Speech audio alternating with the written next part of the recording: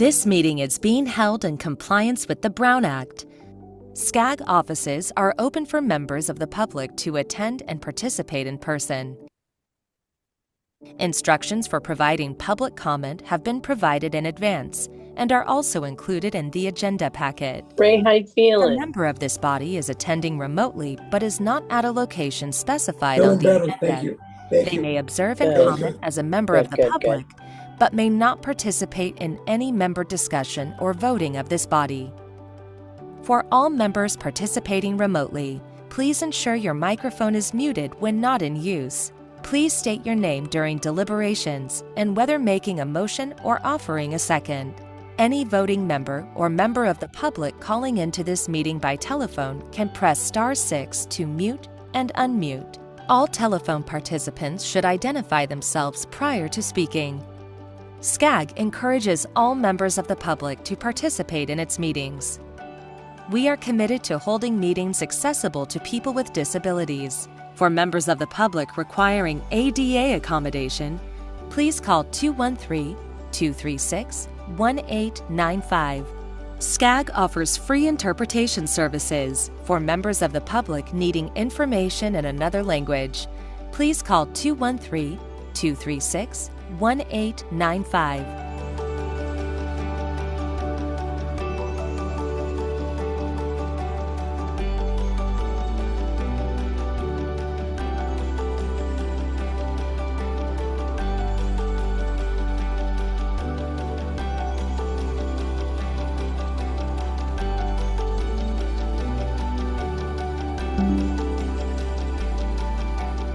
The meeting will now begin.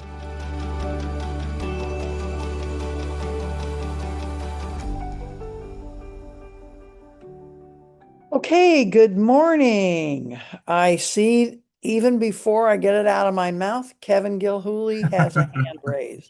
Thank you, Madam Chair. Just a friendly reminder to all of the LCMC members that the AV team are trying to promote you to the panelist level. And so please, if you are a member of the Legislative Communications and Membership Committee, please accept that panelist invitation so that you have speaking privileges and that your colleagues on the committee can see you as well. Thank you very much, Madam Chair. Okay, thank you. I appreciate that, Kevin.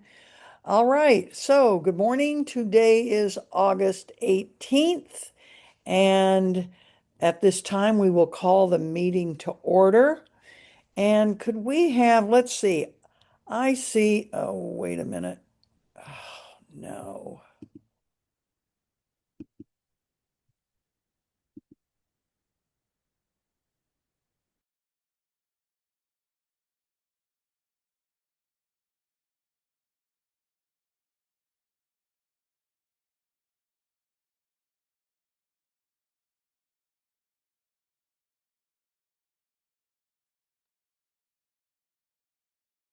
Did we lose? I think that we just lost the chair. If the committee could give us just 2 minutes, we're going to figure that out and we'll be right back.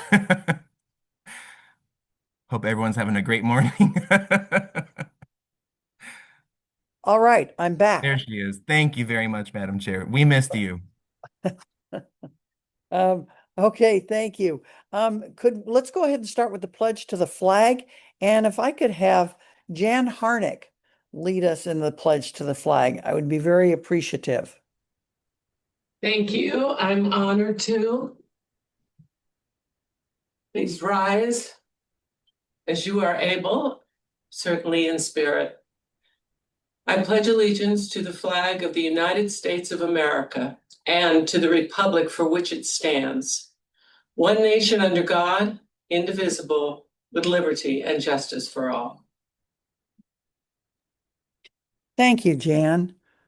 Appreciate that.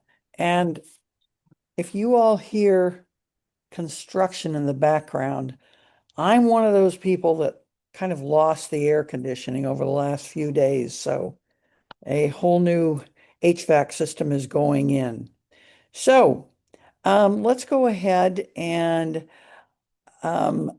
ask. We've already confirmed quorum. Thank you very much, Emma. And now this is the time for the public comment. and I will open the public comment period for this meeting. So do we have any people that would like to speak from the public? Madam Chair, we did not receive any public comment before or after the 5 p.m. deadline, and currently no hands raised via Zoom.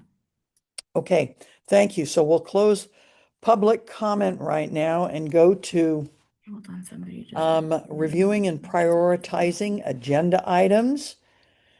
I guess kind of what I would like to do, if we're able to, instead of going with the item 4, could we move item 6 up to that? Because we may want to, that will be an action item, but let's go ahead and do that. Unless someone else has something that they would rather do differently. Okay. Then let's go ahead and we will move 6 up then right there before 4. So with that, and do we have anyone that wants to pull an agenda item from the consent? All right. And incidentally, Ray, it's good to see you. Okay, so we have the motion. Could we get a motion to approve the consent calendar, including agenda items 1 and 2, as well as a receive and file for 3? So moved. Second, Euro Putnam. second. Okay, Emma, did you get those people? Yes, I did. I got a motion from Cindy Allen and then a second from Wendy Bucknam. Okay, good. Then let's go ahead and do a roll call vote, please. Cindy Allen, Aye. Ryan Bayless, Aye. Wendy Bucknam, Aye. Ulysses Cabrera, Aye. Jenny Crosswhite, Crosswhite, aye. John Dutry, Yes. Margaret Finlay, Finley, yes. Gary Gardner, Aye. Mike Goodsell, Yes. And then you're Kurt Hagman, Jan Harnick, Yes. Patricia Locke Dawson, Aye. Ray Marquez, Yes. Gil Rebelar, Sue Lizarro, Aye. David Shapiro, Yes. Donald Wagner, Wagner, aye. thank you, Alan Wapner, Maybe mute yourself on those. Alan Wapner, Mark Warnick, Warnick, aye. thank you, Thomas Wong, Wong, yes. Frank Yokoyama, Yokoyama, yes. thank you, Madam Chair. With 18 yes votes, 0 no votes, and 0 abstentions, the committee has approved the consent calendar. Okay, great. Thank you very much. Then now let's go ahead and go immediately to item 6, and then we will go back to the other items. So, and do we have Francisco? You have a report on item 6? Yes, I do. Before we begin, I wanted to make sure we had an opportunity for any public comment on this item. Okay. If you could check, that would be great.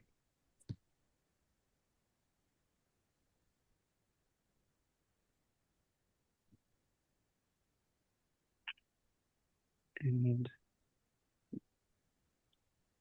maybe someone's waiting to be. Yes, Emma. I do see a hand up. Mr. Adam Wood, I am going to allow you to speak. 1 second.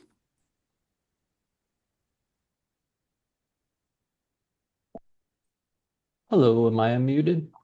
Yes, you are muted. Excellent, thanks. Is it okay to speak now? Yes. Well, thank you very much. Appreciate the opportunity to comment. I'll make it short and sweet. Adam Wood with the Building Industry Association. we have some real concerns about SB 1087. We believe this started out as a really great idea, moving the SCS to an 8-year cycle, giving CTC a role in reducing greenhouse gas targets, all great stuff. Unfortunately, what we have today in front of us is really it's vehicle legislation that with just days left in a 2-year cycle kind of remains a black box, at least to us. The only thing we really know, or at least have confirmation on, is that this legislation is going to end up giving more power to CARB. In a zero-sum game, we believe that new powers to CARB actually come at the expense of local governments, the very people in this room who are also the sponsors of this bill. So how would that work? Well, basically, the SCS is looking to consolidate some of the greenhouse gas target settings into CARB, and CARB is, there's a proposed amendment out there that has us very concerned. They're looking to exempt themselves from the need to, quote, provide the public with a meaningful opportunity to participate in the adoption of state regulations and to ensure that regulations are clear, necessary, and legally valid, end quote. That's a direct pull from the Office of Administrative Law on what the APA does. They're looking to have that removed from the bill. CARB's been very clear that they want net zero emissions by 2045, and they religiously support VMT. CARB's own transportation expert, Dr. Sperling, has explained in a public hearing that the VMT reduction target is moving into fairy tale territory and being able to achieve that. And so we're very concerned to have any legislation out there that gives more power to an agency like CARB that might be dealing in fairy tales. Now, maybe I'm totally wrong about all of this, but we don't know. There are amendments that are still pending, with just days left. We've waited 18 years to fix the SCS. SCAG has been an awesome partner. It's nothing that this organization has done. It's these other groups up in Sacramento, some of the folks that we can't trust the most up there, that are trying to force these 11th hour amendments on you guys that are very deeply, deeply concerning. And so our hot take on this is that, if this is great legislation, if this is great amendments that are being pushed, let's pause the bill. We'll bring it back next year. We'll slap an urgency clause on it. It'll sail through, no problem. But if it's not good and it's not urgent, why are we doing business this way? It has us very concerned. We don't want to see more power in CARB. We want to maintain local control any way we can. And that's why we're asking SCAG to possibly take a pause. Thank you. Thank you, Mr. Wood.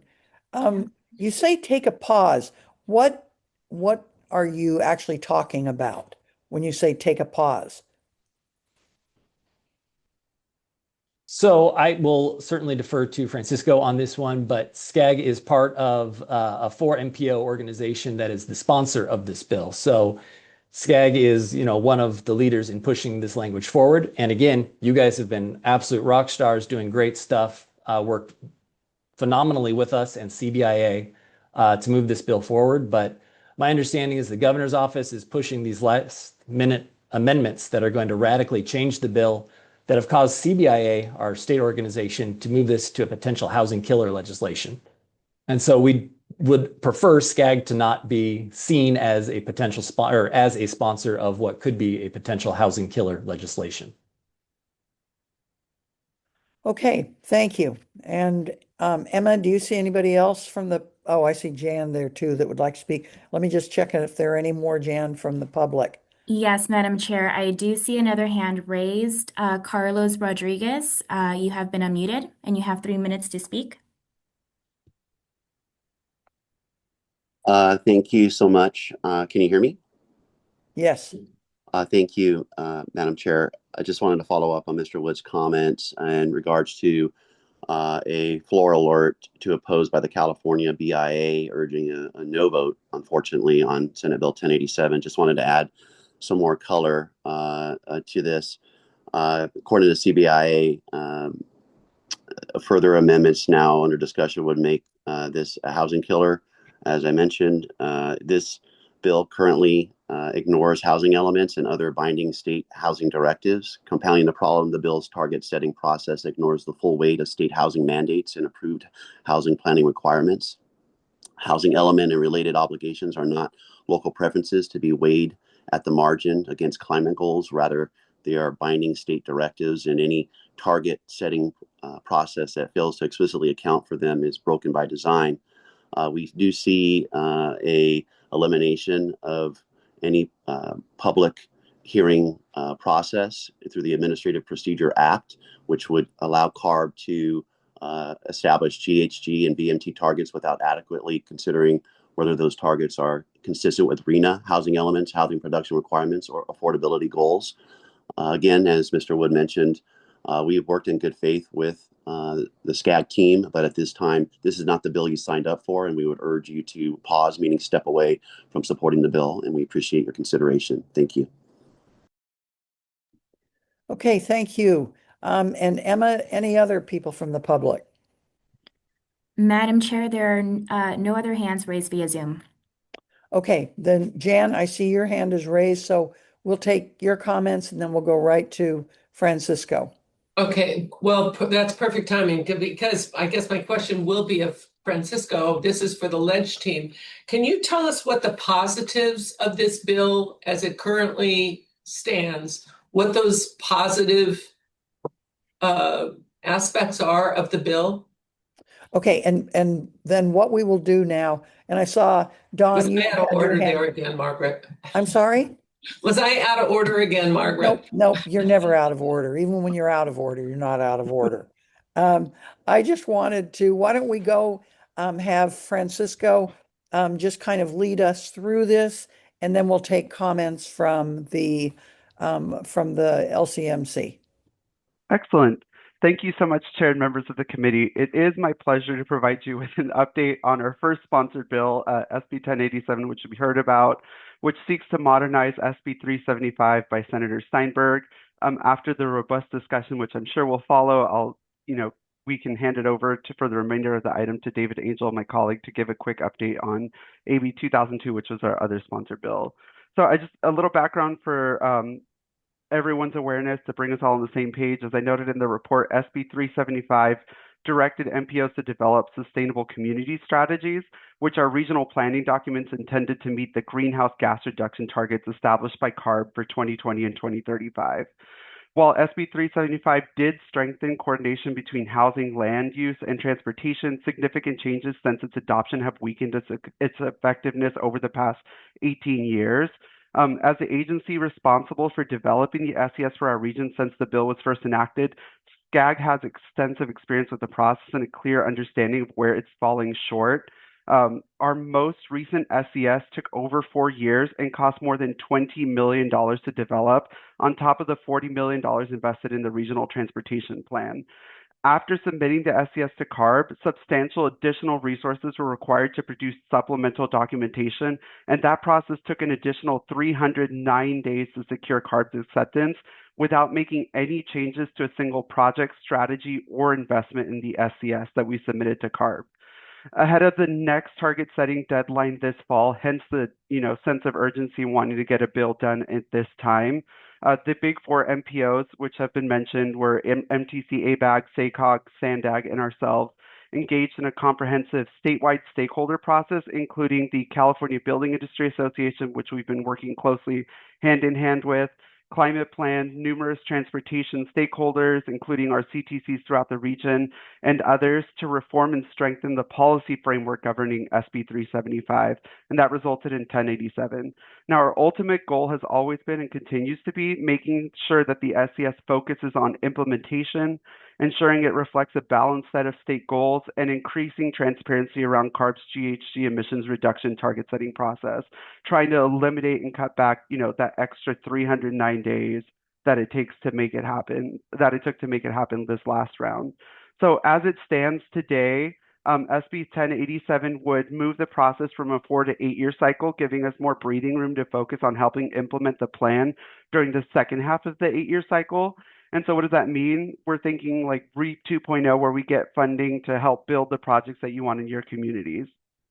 It would establish an SES implementation progress report that would summarize progress toward the applicable GHG reduction target, describing progress in implementing each major GHG reduction strategy, policy program, or project identified in the SES.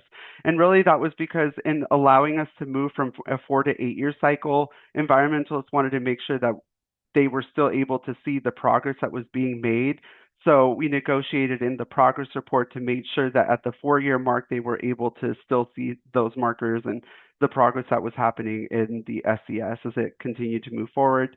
And then it would add transparency and additional considerations for GHG reduction target setting. This would include requiring CARB to establish and publicly disclose its target setting methodology and assumptions, consulting with relevant stakeholders, including MPOs, local governments, builders, and climate advocates, releasing draft targets for public comments, and holding regional workshops and public hearings before adopting final targets.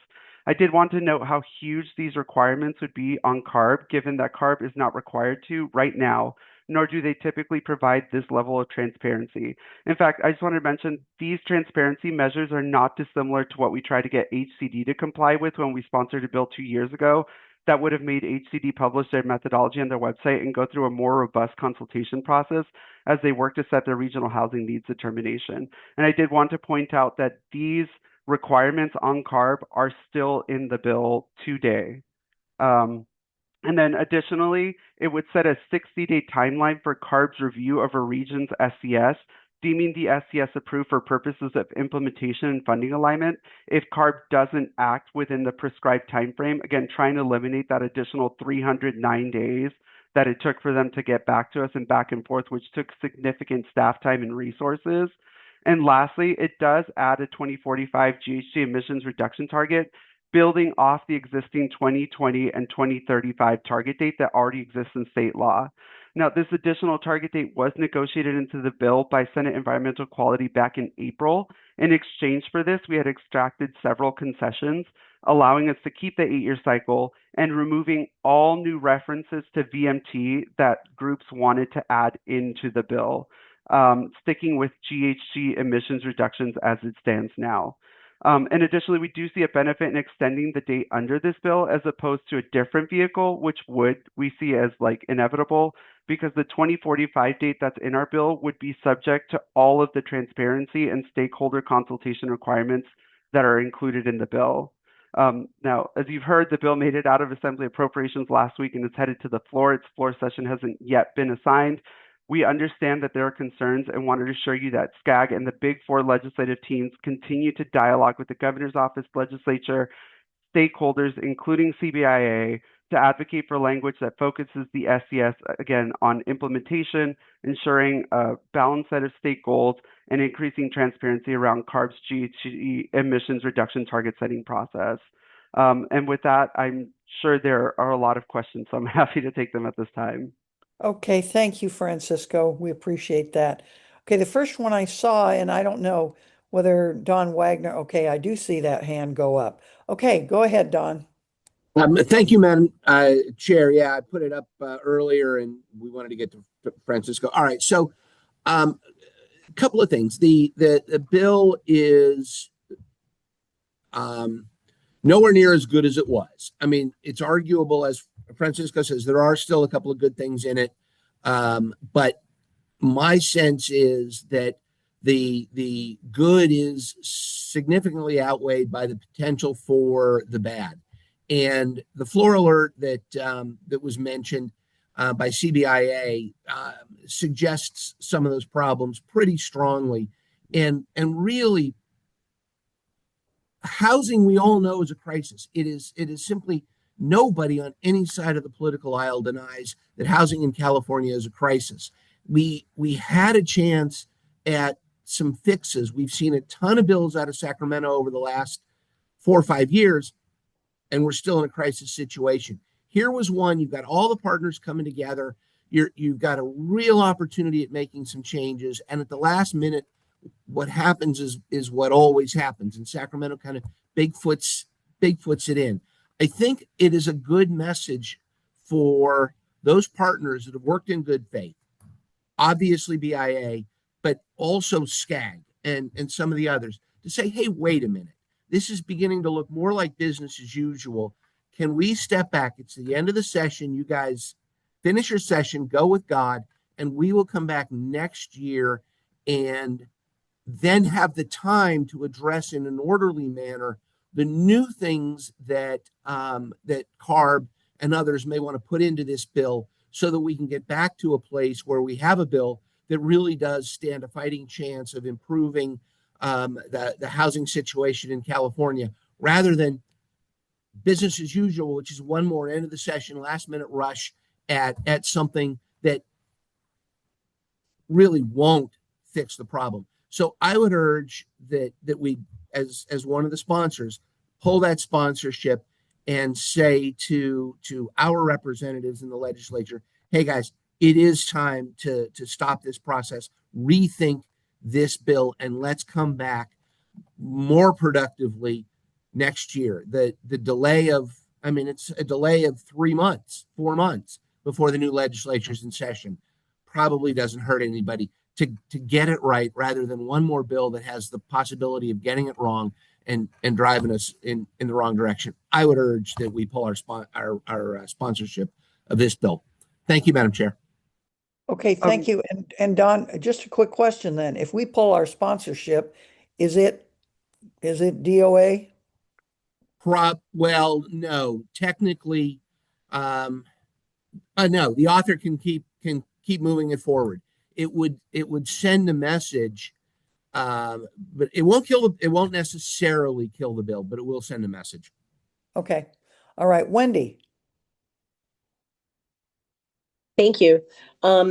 Thanks, Don, for summarizing a few things. And then what I would add, just to keep it short and to the point, yesterday, because OCOG was concerned about this bill and what the process was for these amendments that are out there that are potentially being introduced on the floor, we had some concern that we wouldn't have time or a process to change our position, so we moved to an opposed position. So my question for staff, and I did speak to Darren earlier this morning to give him a heads up, is what is the process if this starts to go sideways for SCAG? If we don't take a position today, is there an opportunity or a process that we can change course in a very limited amount of time through maybe an executive team process? Can you explain that to me? That would be my question for today. Thank you, Wendy. Okay. Absolutely. So our process through executive, as you mentioned, Wendy, through executive, we could always say, this has gotten to the point where we don't agree with it anymore and we would want to pull ourselves off. And then we would present it to the E-team, and Darren could speak more to like what that official process would be. Darren, did you want to speak to that? And then I could speak to the... Sure, Francisco. Thank you. Okay. Thank you, Chair. Darren Chitsey, Chief Operating Officer here at SCAG. A couple things I just want to add for context that I do think is important. This bill came about because really 2 years ago, we started working with administration staff, and those in CARB to really have a technical working group about how we could solve some of these problems. Unfortunately, we didn't make any progress. And so we started a legislative process and we brought in former Senator Steinberg to help advise us through that really over the last 18 months. And as part of that process, we certainly knew we couldn't get this far without having all the key stakeholders in the room and supporting. And certainly BAA was a critical member of that. And we've met with them several times over the last several years and had really about 10 points that they were concerned about. And we've been able really to get through 8 of those and include those in the bill as they're written. And I think that's critical because as we look to what's next and how SCAG plays this last couple weeks of the legislative session, we have heard that there are amendments coming from the administration, and we're not entirely sure exactly what they're going to shape up and look like. But we also have been, on the record supporting, working with the author, working with the administration to try to get as best as possible a bill. And as it stands today, this will be better than where we are today. I think Francisco talked a lot about the CARB transparency measures. Yes, it's not a full APA that I know some wanted, but it still is bringing CARB into a public process to something that doesn't exist today. So to answer the question, are we better today than with this? I mean, are we better with this bill than we are today? I think absolutely. As these new amendments come through and we review them and we understand exactly what the administration's proposing, we'll ask ourselves that question again. Is there enough in this bill that we are going to put the agency in a better spot, and more importantly, our member cities? Because when we talk about implementation, SCAG doesn't do the implementation. These are our transportation partners that are delivering projects. These are our cities that are working on community development initiatives, bringing housing. That's the North Star that we're looking towards, is how can our work help enable that as best as possible. If we do see amendments that come through and we don't think that those goals are met, then we will have to, obviously make a quick turn, have a quick discussion. The process would be generally the president has a great deal of authority to adjust our positions in this type of emergency situation. But given the scope of this bill, I think we'd probably want to seek guidance from the executive committee. So we do have some flexibility, but obviously the timing is critical. But I think today, given where we are in the midst of the negotiations, I think where we are is to maintain a co-sponsor so that we are a leading voice as we finalize these amendments is a really critical place to be. Okay, thank you, Darren. I see Don Wagner's hand. Thank you, Madam President. I have a quick follow-up question, and I don't know if anybody can answer this, but when I was in the legislature, I had bills stolen from me or hijacked or substantially changed.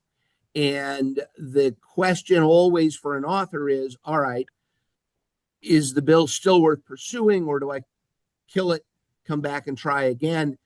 Technically, the bill is the possession now of the House, not the author, but the author has a lot of discretion. Do we have any sense of what Senator Cobbledon's position is on the amendments? And, would he be willing to back our play and say, hey, wait a minute, I'm going to try this again a little bit later because it's kind of gotten away from what it was conceived as? Or do we know, is the author okay with these amendments and kind of what we do won't matter? This bill is going to go forward. And any sense of the answer to that, you guys? Yes, absolutely. We have been in close communication with the author and his staff throughout even the weekend as we were going back and forth in the bill, and we got his sign off before we submitted, our responses to what we were provided in the requested amendments of the governor's office as we go back and forth in negotiations. And as Darren said, he's also looking through that barometer of, is this bill worth it or not? And I did want to highlight that the largest amendment that the CBIA is concerned over is the removal of the APA requirement that got added in assembly transportation. So that is being expunged because of citing costs. I think the administration is citing close to $9 million of complying with the APA requirements. And then also it's a timing issue. The APA requirements are very prescriptive in the amount of time that the process has to go through. For example, there has to be like a 45-day comment period. Things have to be published for a year, and then before they're submitted. And then the office that they're submitted to has like a 30-day waiting period before anything can be finalized for the cooling off period. So for the timing reason and the cost reason, that was their reason for amending it out of the bill. But the governor's office did push back hard on CARB, saying, come on, guys, like you need to give them something, which is why they're allowing us to keep all of these transparency measures in the bill that we didn't have before. So their argument that CARB could do all of these things and take away local control and force all these things on the SCS through usage of VMT, that's all authority that they have right now without this bill. So this bill adding, requiring them to publicly disclose their target setting methodology and assumptions, they didn't have to do that before. The consultation with relevant stakeholders, we negotiated into the bill, potentially, including all of the stakeholders that would have to be involved explicitly to make sure that our partners that have been with us are guaranteed to have that voice, releasing their draft targets for public comments for 30 days, that has, that's being worked into the bill, and then holding regional public workshops. And by regional, I mean they have to hold a workshop in every single region where it's had, not just, one Zoom out of Sacramento, and then that counts for public disclosure for everything. So it's not quite as stringent as the APA, but we're calling it APA light. It's still more public disclosure than what we have now. And I think given the fact that we tried to do this with HCD, 2 years ago, and it just got killed at this point, we're honestly surprised, pleasantly surprised that they're allowing it to continue to move forward at this pace right now. So your belief then is the author will move this forward with the amendments? Depending on how the final negotiations shape up. And I will say we are, for full transparency, we are meeting with CBI even this afternoon to walk them through every single thing that's being discussed. Cassie Gilson. Okay. Thank you. Okay. I see Jan's hand. Thank you, Madam Chair. I'm looking at this perhaps from a little different angle, and I appreciate all the comments. And Supervisor Wagner, this is what always happens. You're right. It always does. There's never been a bill that's been submitted that was approved the way it was submitted. And thank you, Darren, for your comments and all of the comments that have been made. I look at this differently because I'm looking at the fact that what we're trying to do is modernize to create relevancy to SB 375. And it hasn't been touched in 18 years. What this bill does, it puts light on the fact that we need to amend and update 375. Now, do we get everything we want? No, and we talked about fairy tales before. That would be a fairy tale if we thought we were going to get everything we wanted. Reality is we compromise. Now, we still have the change it to a 4 to 8 year cycle. We still have more transparency and completely better and comprehensive communication and outreach. And there's removal of all the VMT references. Those are all good things. So we get a lot of good, but I think one of the most important things is it sheds a light on the fact that we have to update 375. And what this bill does is this creates not only awareness and validates the awareness, it creates a pillar for bills in the future. And perhaps we can, if we get this across the line as it stands with all those really good modernization efforts, then our next bill, and perhaps we work with BIA or we work with another entity, whomever we can work with, to continue the modernization of SB 375, which the author of SB 375 absolutely gives a nod to the fact that it needs to be modernized so that it is relevant and it works for the people and the community and the environment. Then we can move forward. We live to fight another day, and we are building a pillar with this bill. I believe that we need to move forward with this bill, and as Darren said, if something really bad happens, we have to then quickly pivot. We can still do that. But right now, we have moved some really important things forward. And much of that is the awareness that SB 375 is anachronistic in this current environment. And I don't mean environment strictly as our natural environment, but political environment and all the other issues we're dealing with. So let's be relevant. And this is a healthy beginning to further conversations and to further change in SB 375 so it serves us well. So I fully support what we're doing. And again, I'm going to go back and say, just as Darren said, if something really gets bad and goes off the rails, we can pivot and we will. But we are supporters. We've been supporting this bill the whole way. For us to pull out now, it's not a good look because we have so much in this bill we've asked for. We're used to not getting everything we want. But let's take what we're getting and let's move forward with it because there's some really good things in this bill. We live to fight another day, folks. So those are my comments. Thank you. Okay, thank you, Jan. Jenny. Thank you, Jan, for your comments.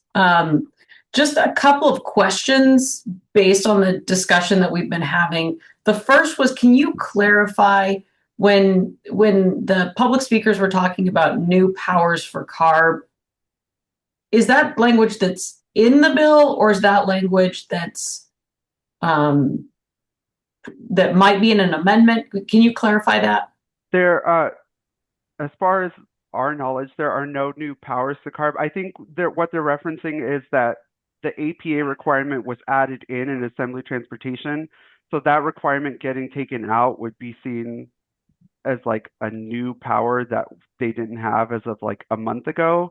Now, when we met with BIA and we met with the stakeholders who wanted the APA requirement added into the bill, we agreed. We said we would push for it, but we always with the caveat that we didn't see it as realistic and saw it as eventually being taken out, which is why we see where it landed with all of the transparency measures in the bill as a net win. And I do think that the discussion by having the APA included by the chair of Assembly Transportation helped tremendously in getting it there. So I don't want to make it seem like, it was a fail for having it taken out. I think it was a win getting it included and then seeing, oh, they're serious about adding these requirements. Let's see how we can appease them by lessening it to something that, we can live with for CARB. And so it helped in the negotiations to land where we did, which we're pleased with. But yeah, no, this bill does not add any new authority to CARB. That is the last thing that SCAG or any of the MPOs want to get from this process. That would be something that would make us, pull. Okay, thank you for that clarification. And then the other question I had was that in the discussion, it was suggested that we should wait and pick this up again next year. Can you address, or can someone address the impact that this would have on our current planning cycle if we were to just say, we're not going to deal with that this year? So the reason why the reason for the sense of urgency for us is that our SES, like our next GHG target setting process is starting now. Like the deadline for them to give us our new target is fall of this year. Now, this bill won't go into effect until January 1st, but all of the open processes will start benefiting. If you read through the technicalities in the bill, we've added in new timelines to adjust for movement of it, accounting for the fact that our next 4-year SES cycle is going to be due starting in 2028, I believe. So we're in the thick of it now. So it would have positive impacts. It would have positive impacts on us, this- immediate positive impacts on our process that we're starting right now with CARB. Okay, thank you. All right, let's see, John. Yes, good morning. So I just want to understand this. The governor office is negotiating right now. We're not quite sure what those negotiations are.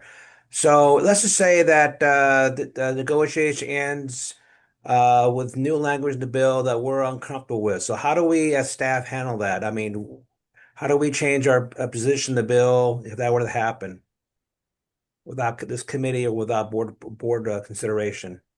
I don't know if Darren can answer that question. Sure. No, good question. So we already have seen some versions of those amendments and have been in negotiations and with the governor's office, letting them know what we don't think will be positive impacts on the bill. So I think there's a deep kind of technical back and forth that is happening currently. Should those, as Francisco say, not land in a place where we're at, we do have legislative procedures in place that the president has some authority to act quickly when it's in line with the adopted legislative program. So if this bill were to then be contrary to our legislative program and seeking those goals, there would be some authority there. I think given the scope of us being a co-sponsor and the amount of resources that we've put in, we would likely, seek to call a special executive committee meeting that group would then have the authority based on the bylaws to act on behalf of the regional council to change our position. Okay, so Ray Marquez will be the person that has to make some decisions on how to deal with these amendments. They're not favorable then. So Yeah. okay, so there's a process that we can change our position before August 31st. All right, thanks. Okay. Other questions or comments? I'm sorry, Gary, did you raise your hand? Well, you're waving. Yeah, for some reason, my little hand cartoon doesn't show up very well with my background. I'm going to have to fix that, I guess. Anyway, thank you, Madam Chair. Um, just a couple of little observations, and forgive me. This is only my second meeting of this committee, and but for those of you who don't know, before I retired and moved to the desert and became an elected official, I spent 30 years running a lobbying firm in Washington State with clients in Washington, Oregon, and British Columbia. So being a lobbyist is my background, and I understand what our team here at SCAG has been doing, and it's been yeoman's work. And I have heard from the BIA folks, and I understand their concerns, and I think they're valid concerns.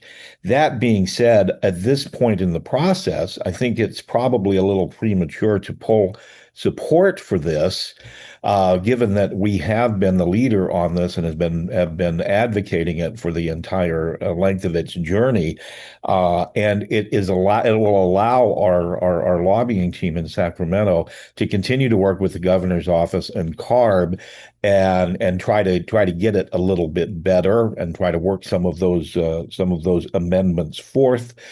And I'm very comfortable from what I have heard from Darren and Francisco that if it does go sideways, and if it gets to the point where it is contrary to the aims of this organization, that there is a procedure in place for us to pull our support and maybe change that to an opposition. And at this point in the legislature, as we all know, having worked it for many years, and all of you observing it for many years, when you get to these last 2 weeks, the slightest bump in the road throws everything over like an apple cart gets overturned. So my point is I'm hesitant to do this, although I understand very well BIA's concerns. I still think there's time in the process to let the staff move forward with this. And if it does go sideways, then there is an appropriate process to pull our support. Thank you. Okay, thank you, Gary. Other questions or comments?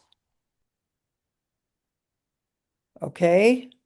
Any of our staff people want to say anything? Just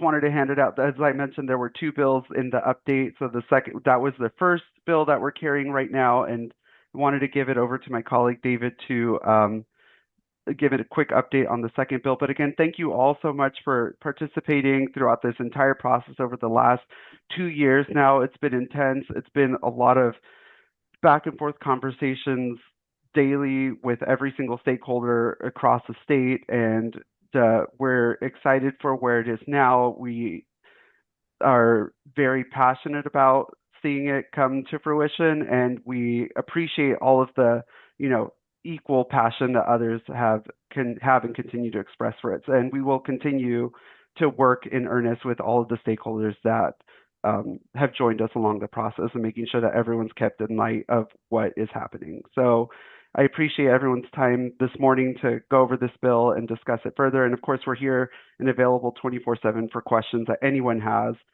as it continues to move forward. So thank you so much for that, Chair. And with that, I'll just hand it over to David to give a quick update on 2002. Okay. Hey, Margaret, this is Ray Marquez. Can I chime in? Sure, go ahead. Sorry. Excuse me. I want to find out exactly the BIA at the state level. Have we been working with them, Francisco, their lobbyist, and with the group as far as feedback? as we move Absolutely. forward? So Okay. at the beginning of the process, when we were just sitting down, what we did was we formed individual working groups where we siloed each type of stakeholder. So we put together a housing group and we had CBIA present there. We put together an environmental group. We put together a transportation group. And so we had individual conversations with each one. And then as the bill progressed, then we started bringing them together. So then we would bring like CBIA and the Enviros together to one table with Transportation California. And then it merged into massive working groups where we just had everyone at the table talking to each other. So it was a very collaborative process. And I said, even through these amendments, it's not like we're trying to sneak something behind someone's back. Like we are handing these amendments as we're receiving them to each of our stakeholders because we want to make sure that everyone is brought along. We're a public agency and we recognize that, so we're trying to keep everyone abreast of what's happening. And just one follow-up question regarding Southern California BIA.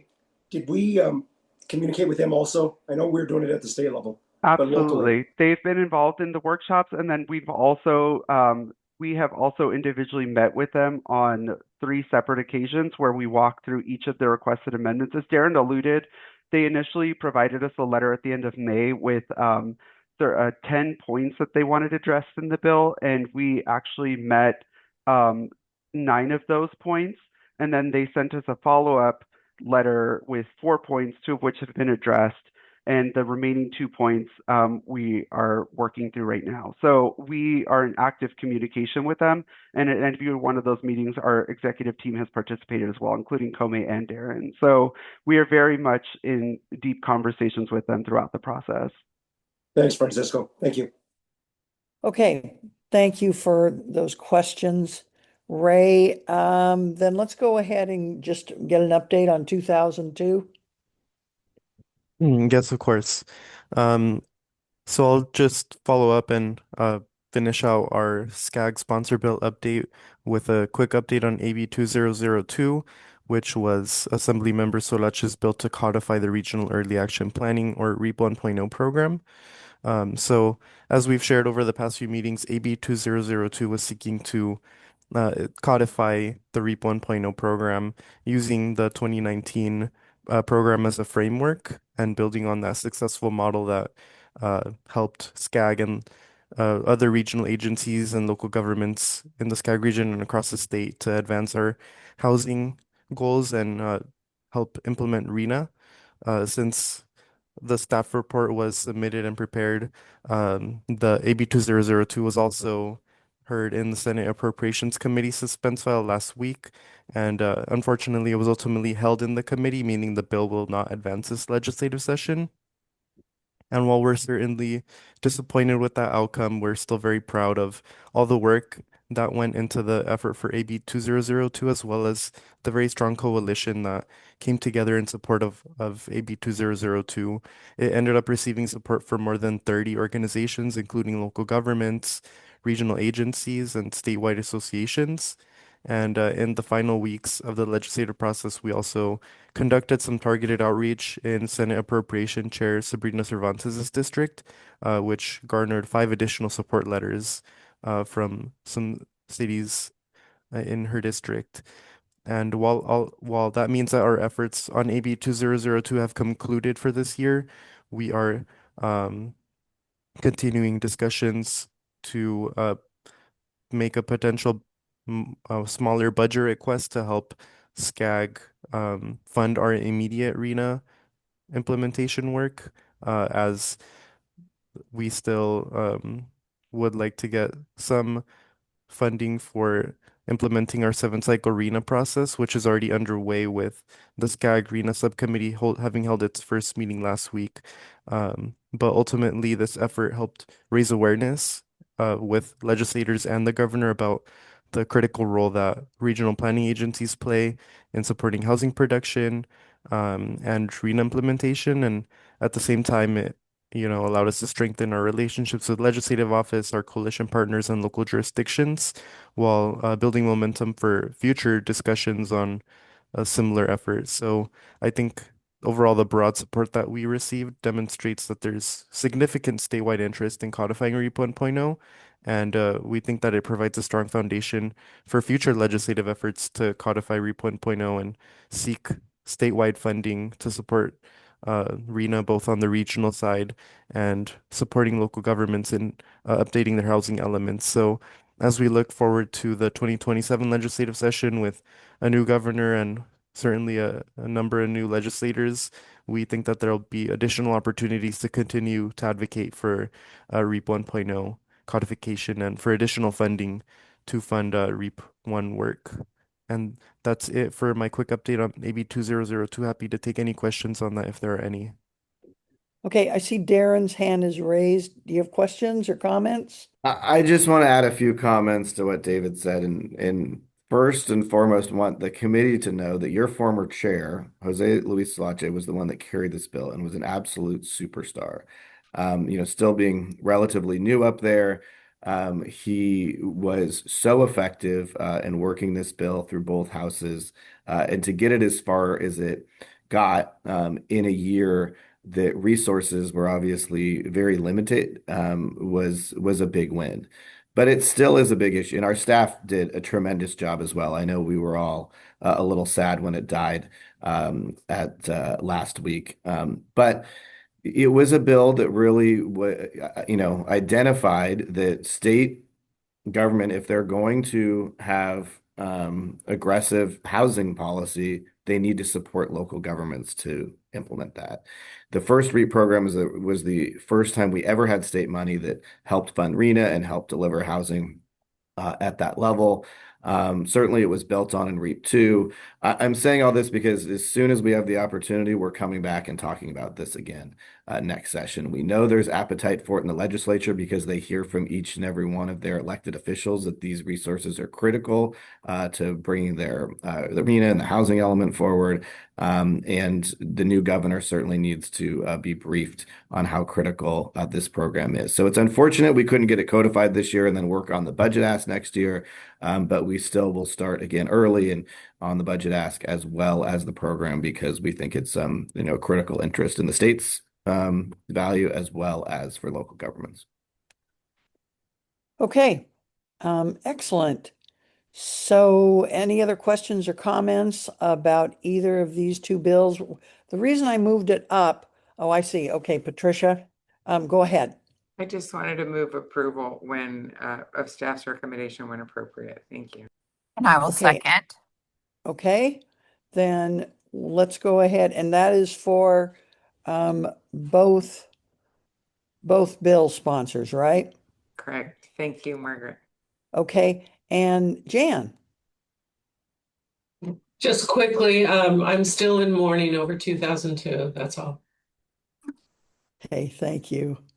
All right, do we have any other questions or comments? All right, then let's go ahead and take a roll call. Oh, Kevin. Madam Chair, that item is listed as informational, so you don't need to do a vote on this one. You can just move right back up to item number 4 if you so desire. Okay, is everybody okay with that? All right, then that's what we will do is go right up to item 4, which is the SB 675 follow-up.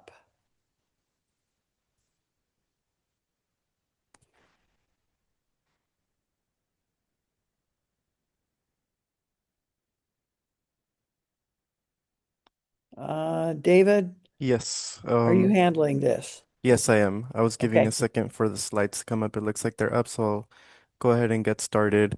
Good morning, everyone. Item 4 is a recommendation to watch SB 675 by Senator Steve Padilla from Imperial County. In summary, SB 675 would change how state law structures the Imperial County Air Pollution Control District Board, among other changes to the agency's responsibilities. LCMC members, you may recall that during our last meeting in June, staff presented 7 bills for informational purposes only to gather committee feedback. and SB 675 was presented along with SB 1414, a separate bill by Senator Luis Gomez Reyes, which would change the way district boundaries are drawn for the San Bernardino County Board of Supervisors. And ultimately, the LCMC recommended that SCAG adopt an opposed position on SB 675 and SB 1414. When that item went to the regional council in July, the council confirmed an opposed position on SB 1414, but pulled SB 675 and sent it back to the LCMC for further discussions. And since the June LCMC and July regional council meetings, this bill has undergone several rounds of significant amendments, including most recently in the Assembly Appropriations Committee, where the bill advanced out of the suspense file hearing last week. And in addition, stakeholders continue to discuss potential amendments related to governance, implementation, and funding provisions. And given the many significant changes and ongoing discussions, staff reevaluated this measure and is returning with the recommendation that SCAG adopt a watch position.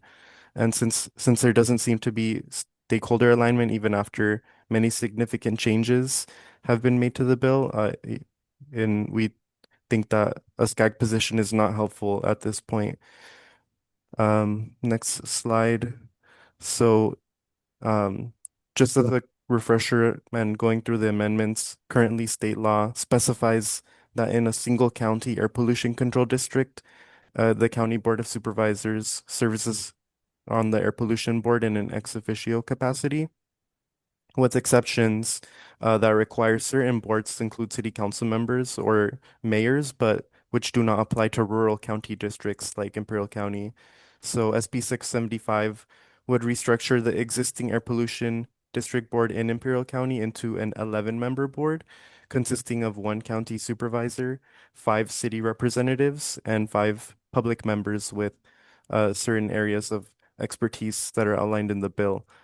The bill would also establish new transparency required reporting and public engagement and air monitoring requirements for the district. Since the LCMC last considered this bill in June, as I mentioned, it's undergone several significant amendments that accelerated the implementation of the new board structure from originally it was March 2028. It is now July 2027, and it also added consultation requirements for the U.S. Navy and the U.S. Marine Corps. Notably, the bill also no longer contains the provision that would have prohibited the district from issuing Title V or other major air permits during the transition period. And just as a refresher, a Title V air quality permit is a legally binding federal document under the Clean Air Act that combines all air pollution rules, limits, and monitoring requirements into one comprehensive air quality permit. And these are typically required for approval of facilities that are a major source of air pollution, which is defined as facilities that emit more than 100 tons per year of criteria pollutants. So while the bill originally prohibited the issuance of Title V permits, which was meant to prevent the current board from rushing to approve permits before the new board was implemented, that amendment to remove that prohibition was necessary to prevent delays for for permits that are required for facility maintenance, upgrades, and other actions that are necessary to maintain compliance with federal Clean Air Act requirements. But the Title V prohibition provision was instead replaced with compromise to instead shorten the timeline for transitioning the board to the new structure. So that's where that March 2028 change to July 2027 came from, since that in essence would allow less time for the current board to issue Title V permits. More recently, amendments were adopted last week in the Assembly Appropriations Committee, which added an additional representative that would serve on the board that would represent an irrigation district, serving Imperial County as a permanent member of the new governing board, which has the effect of increasing the board size from 10 to 11. And the amendments also delayed and softened certain public disclosure requirements, including the online posting of permit applications and certain program documents until January 2029, and also added provisions allowing sensitive facilities to request that their physical address be redacted from publicly available records. So that's it for like some background on the bill. And background on some of the amendments that were made over the last few months. But as you heard during the regional council discussion in July, important SCAG stakeholders are not aligned on SB 675, and while the author and supporters argue that the measure would improve representation, transparency, and accountability, some local officials and district representatives continue to raise concerns regarding some of the governance requirements, implementation costs, local control, and potential unfunded mandates, which including in the Assembly Appropriations Committee on July 1st, opponents indicated they are continuing discussions with the author and seeking additional amendments to potentially add one more county supervisor seat to the new air pollution control district board structure, a longer implementation window, and maintaining the board as part of the county of Imperial, and asking the state to fund implementation costs without shifting that cost to already low-resourced local governments in Imperial County. And while SCAG sometimes takes positions on legislation that is primarily local in nature, which therefore means it has less of a regional impact, we only do that if those positions are helpful for our member agencies. And given the significant amendments already adopted and the potential for additional changes and the lack of consensus among affected stakeholders, staff thinks that at this time it would be more prudent to take a step back and allow the conversations to continue to play out. So we're now recommending that the LCMC forward a watch position to the regional council. And that concludes my remarks. I'm available for any questions.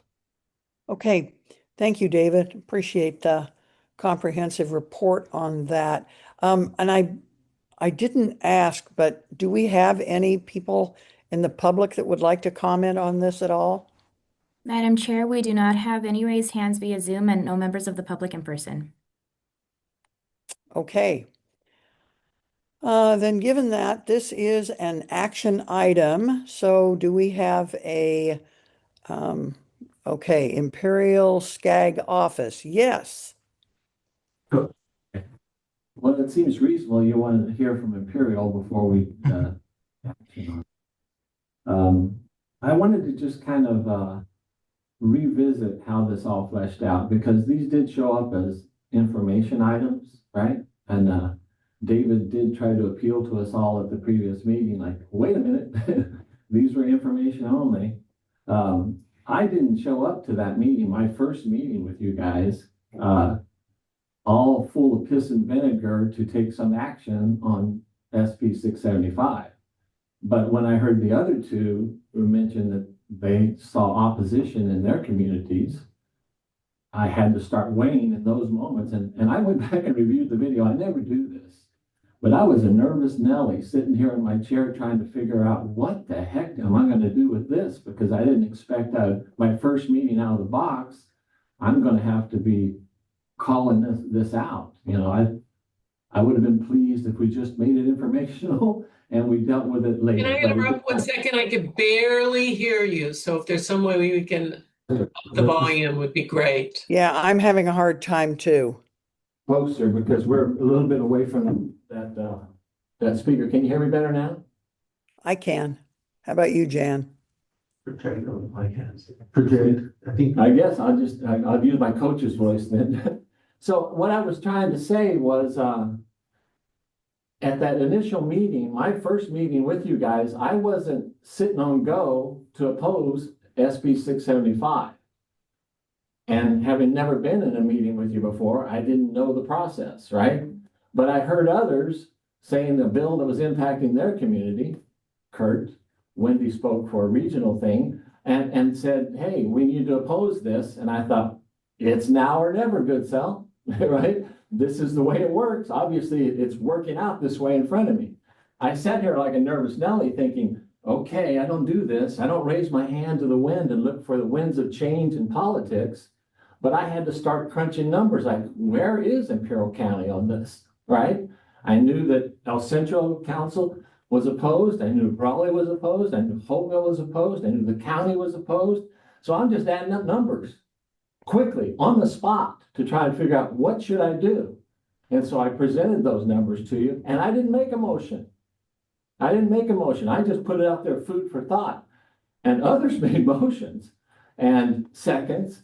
And everybody saw what I thought was a reasonable position to take, oppose it, right? Since that meeting, I went back to my community and I started canvassing folks and saying, what up here, right? And trying to figure out where is the support, where is the opposition, where is it at? And when I came back to you at the regional council, my backbone was up, right? You could see it was a different me at the regional council. It's not me to be so aggressive like that. I don't like being the point of the spear. I really don't. But my responsibility, if I'm going to serve you and I'm going to serve my community, when I'm called upon, I have to give a reasoned response. And so that's what I did. And I shared with the regional council why it was before them to consider opposition, right? I had an inclination that we might be going back to this committee. It did not surprise me as much as you might have thought it did that Jan made that motion. It didn't. I shared with Jan after. I voted with the majority to come back here because I thought we need to talk about it a little bit more, right? Seemed like a reasonable thing to do. Since then, some things have happened.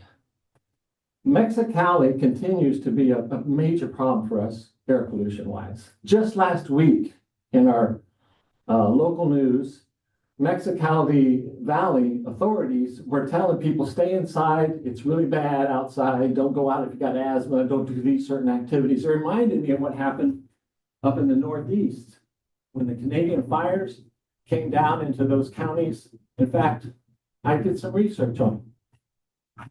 There are 4 counties in the area by the Adirondack Mountains. It's Greene County, Albany County, Rensselaer County, and one more, Columbia County. All of those counties are in the same situation Imperial County is. They've got a set of mountains there, and air gets trapped there. It's called a heat dome. We have the same thing here. We got a heat dome. And our geographic input into that, it traps air here. So when those pollutions come from Mexico, they just hang on us. In fact, I was looking at the photo that's with the PowerPoint, and it shows a cloud. Did you see that by the Salton Sea toxic cloud that's coming in there? After this meeting, I'm going to another meeting. Congressman Raul Ruiz is having a meeting for the New River Roundtable to talk about the New River pollution coming from Mexico. You know where it goes? To the Salton Sea. And that pollution comes to the shore of the Salton Sea, and those toxic waters then get up in the air when we have a windstorm. So I'm going to that because I'm seriously concerned about pollution in Imperial County. I'm not wanting to dismiss it at all. I grew up here, right? And I know we've had to come a long ways from where we used to be. And yeah, I have a statement I need to read. Okay. Mike, we only have about 15 more minutes here for the LCMC meeting. So basically, you're saying you don't want this to be a watch. Well, here's the thing. I'll summarize my statement. We have Mexico constantly. Canadian fires are intermittent. Whenever those fires impact the Hudson River Valley, they don't meet their attainment. Makes sense, right? You know why we don't meet our attainment? It's constant out of Mexico. Changing the governance of the Air Pollution Control District won't fix it. That's why I'm going to Calexico this afternoon to talk to them. If I can get the attention of the EPA officials there, I'm going to say, you're looking at water pollution, you need to look at air pollution. Because that's the solution. Get Mexico to help us with this pollution that's coming across. This is rearranging the deck chairs on the Titanic. It changes nothing. We're still going to hit that iceberg every time because of what's coming out of Mexico. So I don't see as this is effective legislation at all. And so I would always have to say, we should oppose it. It does nothing to impact the air quality in Imperial Valley. And that's what it says it's trying to do. it's not doing it. And that's my position. And I won't make a motion. If you don't feel it's worthy of that, then don't move for it. But my time spent here serving in Imperial County, I can't do it any other way. Thanks. Okay. Thank you, Mike. Appreciate that. All right. Do we have any other questions or comments on this?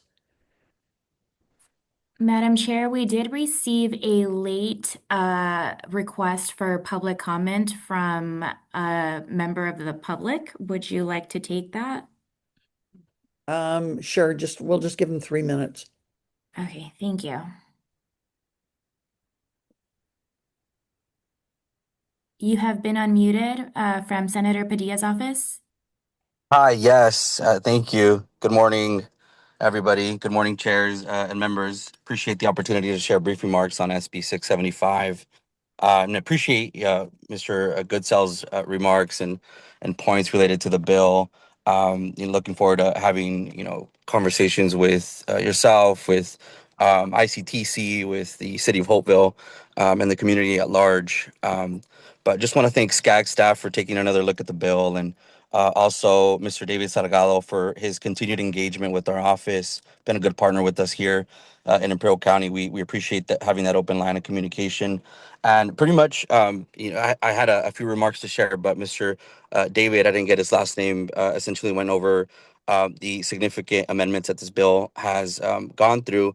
And I just want to highlight that those amendments, didn't come out of thin air, right? Those amendments are based off conversations with specifically, right, the County of Imperial, with the Imperial Irrigation District, with community members. We've been at several different council meetings and different meetings with one-on-one meetings with council members, where they've made suggestions to refine this bill, and that is where these amendments came from.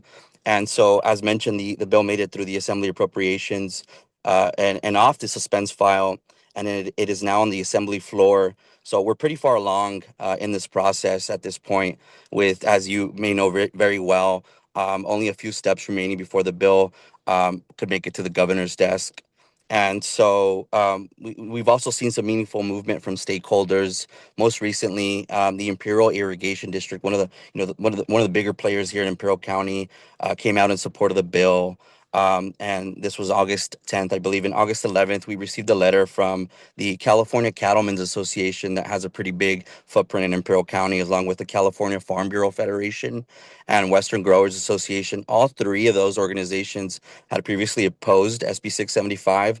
Due to conversations that we've had with them, they've since moved to a neutral position. Happy to share the language on that letter. That's quite pleasant there from those organizations. And so, just want to, mention that that's important to share, because it reflects the work that has gone into this bill and the conversations that we've taken place and will continue to have. So, really simple at its core, the bill continues to remain focused on broader representation, making sure that there's transparency and accountability, and making sure that communities throughout Imperial County have a meaningful voice on these decisions that affect them. And so we appreciate SCAG for taking another look at the bill. Thank you.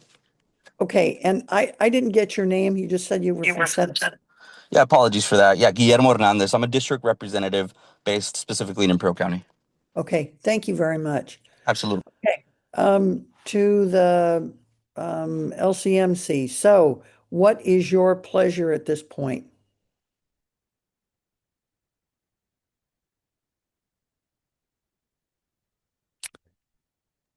Crickets. Okay. This is John Trey. I move that we take a watch position as recommended by staff. Okay, we have a motion Second. and a second. Any other questions or comments? All right, then let's go ahead and vote on this, please, Emma. Cindy Allen, Aye. Ryan Bayless, Ryan Bayless. Bayless, aye. Thank you. Wendy Bucknam, Aye. Ulysses Cabrera,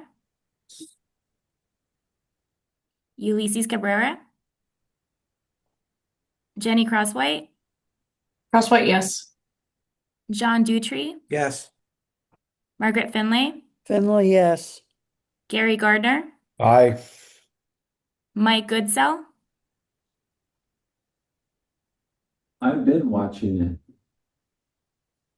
Aye. thank you. Jan Harnick, Yes. Patricia Lock Dawson, Aye. Ray Marquez, Yes. Suli Saro, Aye. David Shapiro, Yes. Donald Wagner, Aye. Mark Warnick, Warnick, aye. Thomas Wong, Yes. Frank Yokoyama,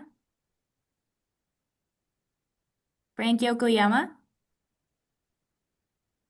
Madam Chair, with 16 yes votes, 0 no votes, and 0 abstentions, the committee has approved the motion on item number 4. Okay, thank you. We're at item 5, transportation and policy and safety improvements. Could we get, is it Jorge? I think you're gonna take this. And just a quick time check, everybody. It's 9:51. We're still working on getting out of here on time. That is correct, Madam Chair. I will be as quick as possible with these two items.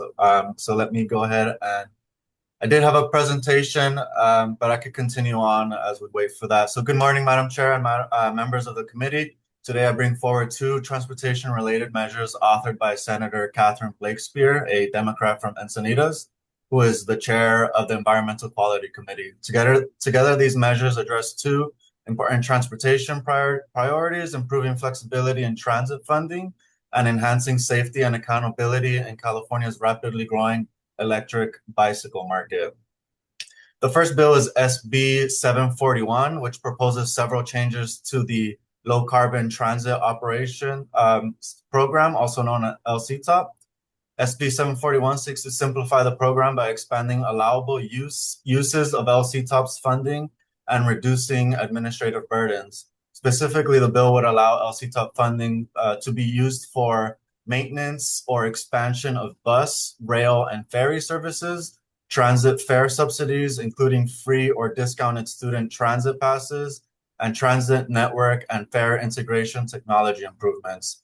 The bill would also streamline administration by eliminating greenhouse gas reduction demonstration requirements and would instead be deemed eligible under CARB's innovative clean transit requirements.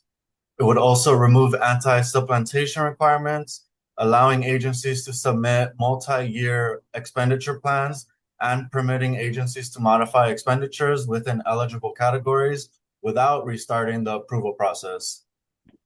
This bill has no opposition recorded. This bill made it out of the Appropriations Committee last week and is awaiting a floor vote. Moving on to the next bill, Madam Chair.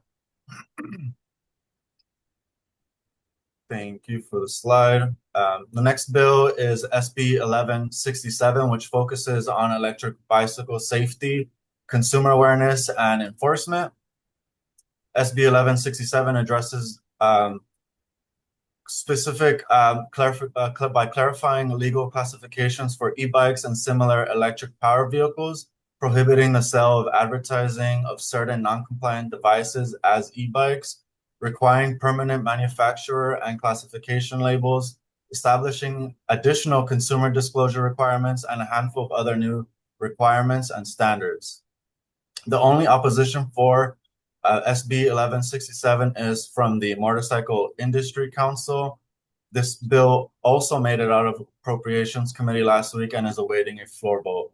Staff is recommending the LCMC to move both of these measures with a support position. That concludes my presentation, Madam Chair, and I would be happy to answer any questions. Okay, thank you. Appreciate it. I can't see because I don't have all the hands up here. Is there anyone that would like to address this? Okay, then do we have a motion? I'll move the item. Okay, Emma, did you get both those? Yes, I did, Madam Chair. I got a motion from Member Bucknam and a second from Member Shapiro. Okay, if there's no other discussion or questions, could we take a roll call vote? Cindy Allen, Aye. Ryan Bayless, Bayless, aye. Wendy Bucknam, Bucknam, aye. Jenny Crosswhite, Crosswhite, aye. John Dutry, Yes. Margaret Finley, Finley, yes. Gary Gardner, Aye. Sorry. Mike Goodsell, Aye. Jan Hardy, No, this is remote. Yes. Patricia Lock Dawson, Aye. Ray Marquez, Yes. Suli Sorrow, Aye. David Shapiro, Yes. Donald Wagner, Aye. Mark Warnick, Warnick, aye. Thomas Wong. Yes. Madam Chair, with 16 yes votes, 0 no votes, and 0 abstentions, the committee has approved the motion on item number 5. Okay, thank you. Let's see, item 7 is the legislative advocacy update. Yes, I'm taking that one as well. However, in the interest of time, I did provide a very extensive update on all of these items in the staff report, and I'm happy to take any questions if there are any on the staff report, but we can go ahead and skip this presentation. Okay. Does anyone have any questions on this? Okay, thank you. I appreciate that. And now let's go on to Javier Cartagena, who is going to give us an update on government and public affairs. Good morning, and thank you, Madam Chair. We have a wonderful mobile workshop in the Inland Empire tomorrow, and I hope to see some of you Javier, we're there. getting some echo from you. A lot of feedback. Sorry about that. Did you? Yeah. Okay. I'll skip a report as well. Thank you. I'll send an email out. I appreciate you all being here in the lively discussion today, but I'll give Okay. you some time back. All right, thank you. We are at I think they said the chair's report. Well, I'm don't really have anything new to report. So let's go with the future agenda items. Is there anything that anybody would like to bring up or see on the agenda? Okay, Gary, go ahead. Thank you. And I'll be really brief and, realizing this is also my second meeting. So I just wanted to put an issue on the table that maybe we want to look at and move forward with, not in the future. There is a bill by Member Pacheco dealing with abuses to the Public Records Act being generated by AI generated public record requests. I'll give you a quick example. City of Desert Hot Springs, we have an individual here who is, I don't know what he's up to. He's filed 280 PRA generated public records requests or AI generated public records requests that our staff is figuring could take a couple of years just to comply with. And they're abusive. They're not looking for anything specific. They're very broad. And it's becoming a nationwide problem. The Economist this week, I don't know any of you that read that, there are several big articles about how it's actually grinding governments, particularly local governments, to a halt. I'm not sure of the contents of Mr. Pacheco's bill, but it may be worth looking at in the future because we're all going to be faced with this as AI generates. People can generate a public records request using AI that can be overly broad and very difficult to comply with and be more of a harassment tool. I know it's a fine line to walk between disclosing. We want to be able to disclose and be transparent as possible, but we also can't have our staff grind to a halt because somebody's putting in abusive public records requests. So just an issue I wanted to put an alert to staff and members of this committee that it's worth taking a look at, and maybe it's something for a future discussion. Okay, thank you. Appreciate you bringing that up. And that's something that our staff can maybe take a look at. Okay, any other future agenda items? Okay, not seeing any raised hands. Any announcements? Okay, no announcements. Then we are adjourned until our next month's meeting, which will be on Tuesday, September 15th. And I hope to see everybody there and also see everybody at Regional Council. So anyway, thank you very much. It's great to see all of you. All right, take care, everybody. Thanks so much. Thanks. Bye-bye. Bye.